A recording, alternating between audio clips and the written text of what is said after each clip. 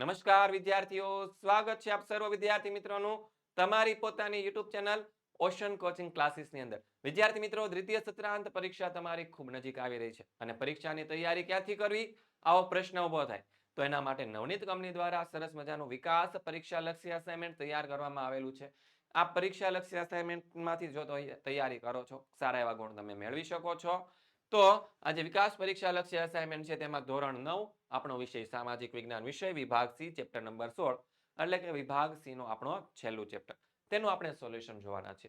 આની અગાઉ આપણે વિભાગ એ અને વિભાગ બી નું સંપૂર્ણ સોલ્યુશન ઓલરેડી જોઈ ચૂક્યા છીએ. તો શરૂઆત કરીએ આજના આ વિડીયોની કે વિકાસ પરીક્ષા લક્ષી અસાઇનમેન્ટ ધોરણ 9 એમાં હેતુલક્ષી અને 70% છે વર્ણનાત્મક પ્રશ્ન છે. તો આજે વિકાસ પરીક્ષા લક્ષી અસાઇનમેન્ટ જો તમે મેળવવા માંગતા હો તો એ મેળવવા માટેની લિંક છે તમને નીચે ડિસ્ક્રિપ્શનમાં આપવામાં આવેલી છે અને ઘર બેઠા તમે મેળવવા માંગતા હોય તો આપણો કોન્ટેક્ટ નંબર છે, ત્યાંથી પણ તમે તેને ઓર્ડર કરી શકો છો. જોઈએ પહેલો સવાલ કે ઋતુ પરિવર્તનની ઘટના કયા કયા કારણોથી થાય છે. કે પૃથ્વી પોતાની ધરીને કેટલા અંશનો ખૂણો બનાવીને ફરે છે, તો કે 66.5ના ખૂણે નમેલી રાખીને સૂર્યની આસપાસ ફરે. તેથી વર્ષ દરમિયાન શું થાય છે, ઉત્તર અને દક્ષિણ ગોળાર્ધ છે એ વારાફરતી સૂર્યની સામે નમેલા હોય છે અને જો ગોળાર્ધ સૂર્યની સામે નમેલો હોય તો ત્યાં સૂર્યનો કિરણો શું પડે, સીધા પડે અને આ કિરણોમાંથી ગરમી શું થાય, વધારે મળે અને દિવસો પણ વધારે લાંબા હોય. આથી ત્યાં શું હોય છે, ઉનાળો હોય. એટલે કે જે ગોળાર્ધ છે સૂર્યની સામે નમેલો હોય ત્યાં શું ગરમી વધારે પડે, ગરમી વધારે પડે એટલે શું હોય, દિવસો લાંબા હોય, દિવસો લાંબા હોય એટલે શું હોય, ઉનાળો હોય. જે ગોળાર્ધ સૂર્યની વિરુદ્ધ દિશામાં નમેલો હોય ત્યાં સૂર્યના કિરણો કેવા પડતા હોય, ત્રાંસા પડતા હોય અને ત્રાંસા કિરણોમાંથી ઓછી ગરમી મળે. આથી અહીં રાત્રિની લંબાઈ કેવી હોય, વધારે અને દિવસની લંબાઈ ઓછી હોય. આથી ત્યાં શું હોય, શિયાળો હોય. હવે 22 ડિસેમ્બરનો દિવસ સૂર્યના કિરણો દક્ષિણ ગોળાર્ધમાં મકર ઋતુ પર સીધા પડે. તેથી દક્ષિણ ગોળાર્ધમાં 22 ડિસેમ્બરના દિવસે શું હોય, ઉનાળો હોય અને ઉત્તર ગોળાર્ધમાં એ સમયે શું હોય, શિયાળો હોય. અને એ સમયે ભારતમાં દિવસ કેવો હોય, ટૂંકો અને રાત્રિ કેવી હોય છે, લાંબી. અને દિવસ ટૂંકો અને રાત્રિ લાંબી એટલે શિયાળાની ઋતુ ચાલતી હોય. એવી જ રીતે 21 જૂનનો દિવસ હોય, સૂર્યના કિરણો છે ઉત્તર ગોળાર્ધમાં એટલે કે કર્કવૃત પર સીધા પડે. તેથી ઉત્તર ગોળાર્ધમાં ઉનાળાની ઋતુ હોય અને આપણને ખ્યાલ છે કે આપણા ભારત દેશના મધ્યમાંથી કર્કવૃત પસાર થાય અને દક્ષિણ ગોળાર્ધમાં શું ચાલતો હોય, શિયાળો ચાલતો હોય. એ સમયે ભારતમાં દિવસો લાંબા અને રાત્રિ કેવી હોય છે, ટૂંકી હોય છે. પછી આગળ જોઈએ બીજો સવાલ કે સમુદ્ર સપાટીથી ઊંચાઈ વધતા હવામાનમાં કયા કયા ફેરફારો થાય છે.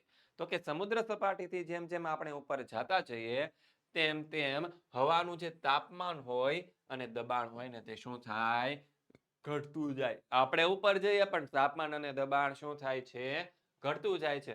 અને સામાન્ય રીતે જે 165 મીટરે 1 અંશ સેલ્સિયસ અથવા તો દર 1000 મીટરે 1 કિમીની ઊંચાઈએ 6.5 અંશ સેલ્સિયસ જેટલું તાપમાન શું થાય છે, ઘટે છે. અને હવાનો દરેક સ્તર છે તેની નીચેનું જે સ્તર હોય તેના પર શું કરે, દબાણ કરે. અને ઊંચાઈ પર હવાના સ્તરો ઓછા અને પાતળા હોવાથી જેમ જેમ ઊંચે જઈએ તેમ હવાનું દબાણ છે એ શું થાય, ઘટે. શું ઘટે, હવાનું દબાણ ઘટે. આથી જ ઊંચા પહાડી પ્રદેશમાં ઉનાળામાં પણ ઠંડકવાળી આબોહવા રહે છે. દાખલા તરીકે ઉત્તર ગુજરાતના મેદાનમાં ખૂબ ગરમી પડે જ્યારે તેની નજીકના ઊંચાઈ પર આવેલા માઉન્ટ આબુના ગિરિમથકની અંદર ઉનાળામાં કેવું હોય, ખુશનુમા અને આહલાદક વાતાવરણ આપણે અનુભવી શકીએ છીએ. હવે આગળ કે ભૂપૃષ્ઠની ઊંચાઈ વરસાદમાં વધારો કરે છે. શું કરે છે, જેમ જમીનથી ઊંચાઈ ઉપર જઈએ તેમ વરસાદ વધારે હોય. હિમાલયના પર્વતની બહુ ઊંચા શિખરો 12 માસ બરફથી છવાયેલા રહે અને ભેજવાળી હવા ઊંચે ચડતા તે ઠંડી પડે અને શું આપે, વરસાદ આપે. અસમ અને મેઘાલયના જે પહાડી વિસ્તારોમાં જેમ જેમ ઊંચાઈ વધતી જાય તેમ તેમ શું થાય, વરસાદનું પ્રમાણ વધતું જાય. ત્રીજો સવાલ, વ્યાખ્યા વ્યાપારી પવનો વિશે સમજ આપો.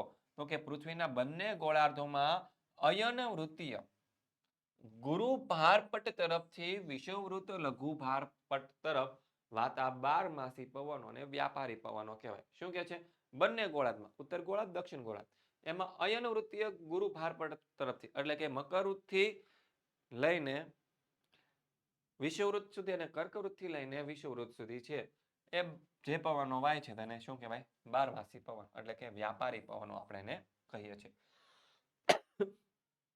આ પવનો પૃથ્વીની પરિભ્રમણ ગતિને લીધે થોડા શું થાય છે, મરડાઈને એટલે થોડાક આમ વાંકા વળીને વિષુવવૃત્ત તરફ વાય અને આ પવનો છે લગભગ નિયમિત અને એક ધારી ગતિથી એટલે કે સતત વાતા જોઈને એક ધારી ગતિ એટલે બહુ સ્પીડ એમાં લાંબો ચેન્જ આવતો નથી. તેથી તે પહેલાના સમયમાં દરિયાઈ માર્ગે પવન શક્તિથી ચાલતા જે જહાજો હોય ઓલા સઢવાળા જે વાહનો આવતા ને એની વાત થાય છે.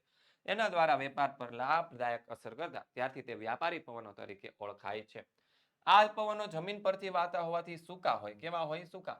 પરંતુ ભારતની દક્ષિણે હિન્દ મહાસાગર, પશ્ચિમે અરબ સાગર અને પૂર્વે બંગાળની ખાડીના વિશાળ જળરાશિ ઉપરથી પસાર થઈને આવતા હોવાથી તે પોતાની સાથે શું કરે છે? પુષ્કળ ભેજ લઈને ભારતમાં લાવે છે અને વરસાદ લાવે છે.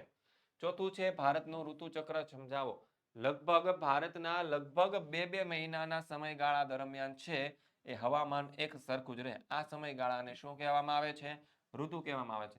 ભારતમાં જે પરંપરાગત રીતે જોવા જઈએ તો 6 ઋતુ છે. કઈ કઈ છે? હેમંત, શિશિર, વસંત, ગ્રીષ્મ, વર્ષા અને શરદ. આ 6 ઋતુની અનુભવ છે આપણે ભારતની અંદર થાય. તે એકબીજાની નજીક હોવાથી પાસેની બે ઋતુના હવામાનની પરિસ્થિતિમાં બહુ તફાવત હોતો નથી. અને બે ઋતુની સાથે એક સાથે લેવામાં આવે તો વર્ષની મુખ્ય 3 ઋતુ ગણાય. એટલે કે હેમંત અને શિશિર ઋતુ એટલે શિયાળાની ઋતુ, વસંત અને ગ્રીષ્મ એટલે ઉનાળાની ઋતુ, વર્ષા અને શરદ એટલે ચોમાસાની ઋતુ. ઓકે, આગળ જોઈએ.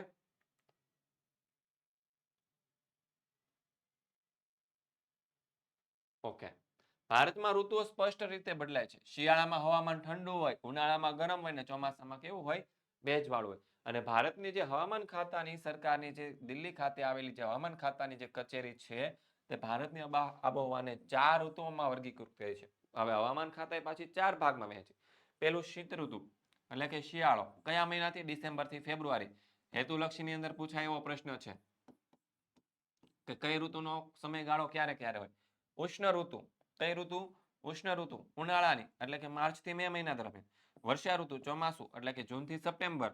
અને નિર્વતન ઋતુ અથવા તો પાછા ફરતા મોસમી પવનોની ઋતુ ઓક્ટોબર અને નવેમ્બર મહિના દરમિયાન તેનો અનુભવ થાય છે. તો બસ વિદ્યાર્થી મિત્રો, આ હતું સરસ મજાનું તમારું સેક્શન સી નું સોલ્યુશન. આવા જ એક નવા વિડીયો સોલ્યુશન સાથે ભાગ ડી સાથે આપણે ફરી મળવાના છીએ.